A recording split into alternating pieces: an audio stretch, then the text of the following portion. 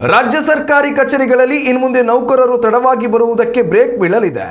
ಆಡಳಿತ ವ್ಯವಸ್ಥೆಯಲ್ಲಿ ಪಾರದರ್ಶಕತೆ ತರಲು ಮತ್ತು ಸಿಬ್ಬಂದಿಗಳು ಸಕಾಲದಲ್ಲಿ ಕರ್ತವ್ಯಕ್ಕೆ ಹಾಜರಾಗುವುದನ್ನು ಖಚಿತಪಡಿಸಿಕೊಳ್ಳಲು ಆರ್ಥಿಕ ಇಲಾಖೆಯು ಮಹತ್ವದ ಹೆಜ್ಜೆಯನ್ನಿಟ್ಟಿದೆ. ರಾಜ್ಯ ಸರ್ಕಾರದ ವಿವಿಧ ಇಲಾಖೆಗಳ ಎಲ್ಲ ಅಧಿಕಾರಿಗಳು ಹಾಗೂ ಸಿಬ್ಬಂದಿ ವರ್ಗದವರು ಇನ್ಮುಂದೆ ಪ್ರತಿದಿನ ಬೆಳಗ್ಗೆ 10 ಗಂಟೆಯ ಒಳಗೆ ತಮ್ಮ ಹಾಜರಾತಿಯನ್ನು ಕಡ್ಡಾಯವಾಗಿ ದಾಖಲಿಸಬೇಕೆಂದು ಕಟ್ಟುನಿಟ್ಟಿನ ಆದೇಶ ಹೊರಡಿಸಲಾಗಿದೆ.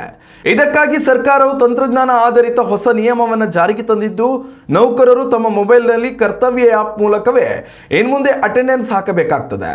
ಕೇವಲ ಹಾಜರಾತಿ ಅಷ್ಟೇ ಅಲ್ಲದೆ ನೌಕರರು ಕಚೇರಿಯಲ್ಲಿ ಇದ್ದಾರೆ ಎಂಬುದನ್ನು ಖಚಿತಪಡಿಸಿಕೊಳ್ಳಲು ಪ್ರತಿಯೊಂದು ಸರ್ಕಾರಿ ಕಚೇರಿಯ ಭೌಗೋಳಿಕ ನಿರ್ದೇಶಾಂಕಗಳನ್ನು ಸಂಗ್ರಹಿಸುವ ಜಿಯೋ ಟ್ಯಾಗಿಂಗ್ ಪ್ರಕ್ರಿಯೆಗೂ ಚಾಲನೆ ನೀಡಲಾಗಿದೆ.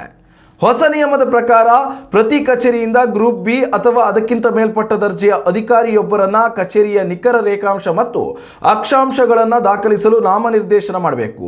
ಈ ನಾಮನಿರ್ದೇಶಿತ ಅಧಿಕಾರಿಯು ಕಚೇರಿಯ ಆವರಣದಲ್ಲೇ ಭೌತಿಕವಾಗಿ ಹಾಜರಿದ್ದು ಲೊಕೇಶನ್ ಆನ್ ಮಾಡಿ HRMS ಟು ESS ಆ್ಯಪ್ ಮೂಲಕ ಕಚೇರಿ ಲೊಕೇಶನ್ ಅನ್ನು ಸಬ್ಮಿಟ್ ಮಾಡಬೇಕಾಗ್ತದೆ. ಒಂದೊಮ್ಮೆ ಈ ಹೊಸ ತಂತ್ರಜ್ಞಾನ ಆಧಾರಿತ ವ್ಯವಸ್ಥೆಯನ್ನು ಅಳವಡಿಸಿಕೊಳ್ಳುವಾಗ ಅಥವಾ ಹಾಜರಾತಿ ದಾಖಲಿಸುವಾಗ ತಾಂತ್ರಿಕ ತೊಂದರೆಗಳು ಎದುರಾದರೆ ಸಿಬ್ಬಂದಿಗಳ ನೆರವಿಗಾಗಿ CEG ಸಹಾಯವಾಣಿಯನ್ನು ಸಂಪರ್ಕಿಸಲು ಅವಕಾಶ ಕಲ್ಪಿಸಲಾಗಿದೆ. ಸರ್ಕಾರದ ಈ ಕಟ್ಟುನಿಟ್ಟಿನ ನಿಯಮದಿಂದಾಗಿ ಕಚೇರಿಗಳಲ್ಲಿ ಸಿಬ್ಬಂದಿಗಳ ಗೈರು ಹಾಜರಾತಿ ತಪ್ಪಲಿದ್ದು, ಸಾರ್ವಜನಿಕರಿಗೆ ಸಿಗಬೇಕಾದ ಸರ್ಕಾರಿ ಸೇವೆಗಳು ಯಾವುದೇ ವಿಳಂಬವಿಲ್ಲದೆ ಮತ್ತಷ್ಟು ವೇಗವಾಗಿ ಸಿಗುವ ನಿರೀಕ್ಷೆ ಇದೆ.